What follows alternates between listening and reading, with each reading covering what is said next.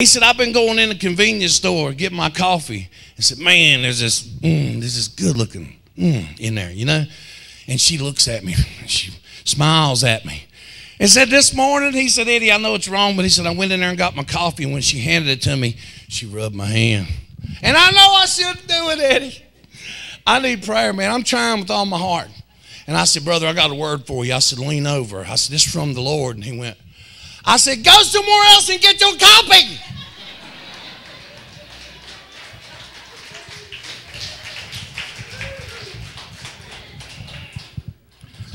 Sometimes that feels so good. And sometimes you enjoy that so much because your flesh likes that. You're going to go there and get your coffee and then blame it on everybody else. Then you're going to start finding things wrong at the house so you can justify your stupidity. Ask me how I know. I ain't stupid. I've been there. I know how it all works. I watch it. I can see it coming now before it ever happens. And I've went to people. And I said, man, don't get mad at me, but I got to talk to you. And I try to get them away from everybody. I said, I see something coming, man. I can see it. I seen the way you looked. I can be in here at a dinner or something, and everybody's talking and laughing, and God will go, and I'll look, and I'll see something because I'm a pastor. And I'll go, ooh. I seen it. Somebody go, ooh. That wasn't good. I seen it. I seen the look. And there's times I can see people getting giggly, and I can see, and I want to help y'all. I don't judge you. I just want to tell you that you're getting ready to get into something, and it ain't never what you think it is. After you get past the passion and after you get past the desire and all those crazy things that you're going to be doing, you're going to find out, well, that wasn't what I thought it was. Can I get an amen? How many of y'all can say, yep? So don't do that because there's consequences. You could lose everything, y'all. You could lose everything. There was a friend of mine years ago. I led him to the Lord, y'all. This is a tough guy. Somebody say tough. This guy was bad. And he hated church folk, but he liked me. Amen. And so I remember talking to him, and he just kept on talking about, you know, he said, I could burn a hole in a man. And he said, I could sit down on him while he's gurgling his last breath and eat a sandwich. He said that to me. I said, okay. He said, but that little cat over there, that little kitten, he said, I'd cry if something happened to it. I said, so people have wronged you. People have lied to you. People have done you wrong. He said, nobody's good. I said, what about me? He said, so far, so good. And I kept talking to him about the Lord, and I went down there one night, and he got to crying. I was in his house, and he got to crying, man, and he got to talking, and I said, are you ready to surrender your life to God, man? I mean, sell out. Yeah, blah, blah. He's blubbering. And I led him to the Lord right there in his bedroom at his house. And his wife and baby was in the other room. And man, he's just a blubbering and a crying. And the Lord, it was just powerful, y'all. And he really got it. Somebody say, really got it. He started going to a church. And there was a lady there. And he got too close to this lady. And they started doing Bible studies together over the phone. Because she had been a Christian for a long time. And that's a red flag, y'all. I just need you to hear me. And I watched, he just enjoyed that so much. And he enjoyed the time he spent with her. And he just kept talking about what a woman of God she was. And I said, that's dangerous, man. I want you to hear me. I said, you and your wife talk to her on the phone. Amen? Why don't you have her come down here and teach the whole family, not just you in the bedroom by yourself? Because sometimes, y'all, I've seen it too many times. And sometimes, you know how you get to know each other? You spend time together. When I first met Mary, of course I was attracted. But after we got to hang out a little bit, I fell in love with her, man. Talking to her, and she's talking to me, and we're sharing our hopes and dreams, talking about life and kids. We fell in love. That's what happens. And then you get to the place, I wish my wife understood me like you do. I wished he would understand me. You understand me so well, you better be careful, y'all. You're getting into something.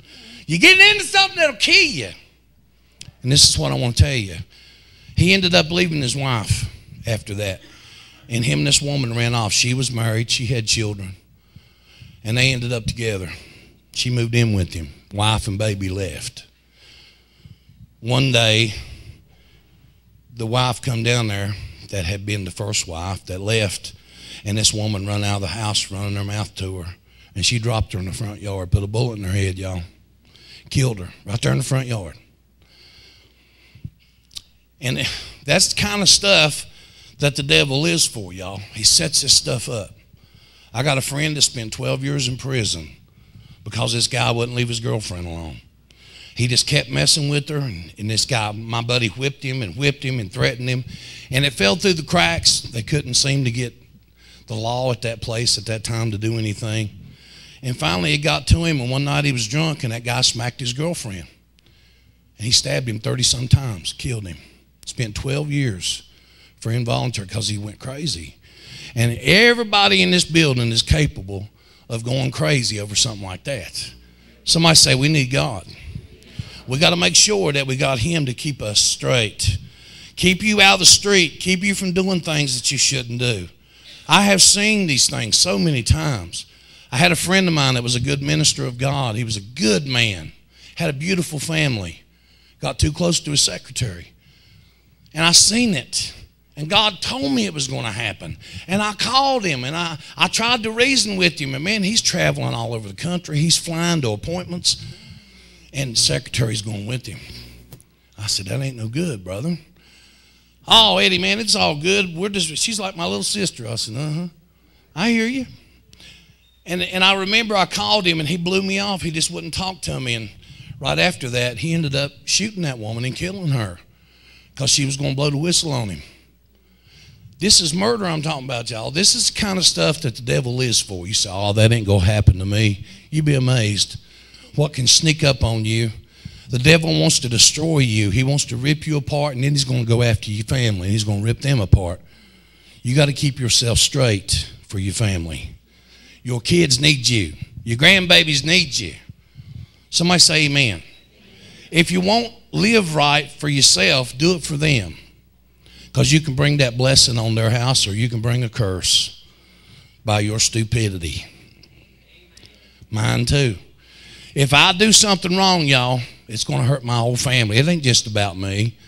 Us guys like to get all selfish sometimes. Hey, man, it's my life. It's my business. Don't worry about it. But it's not.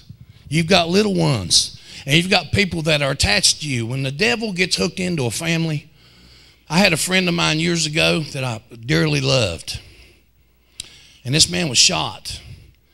And the guy stood over him with a shotgun and wouldn't let nobody help him, and he bled out right over there in Lake Bottom, man. Good friend of mine.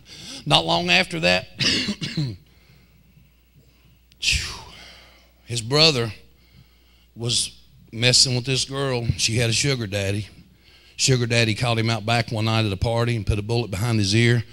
I'm telling you, these are dear friends of mine. I've seen it all my life. It just seems like I see stuff like this, and I can see it coming.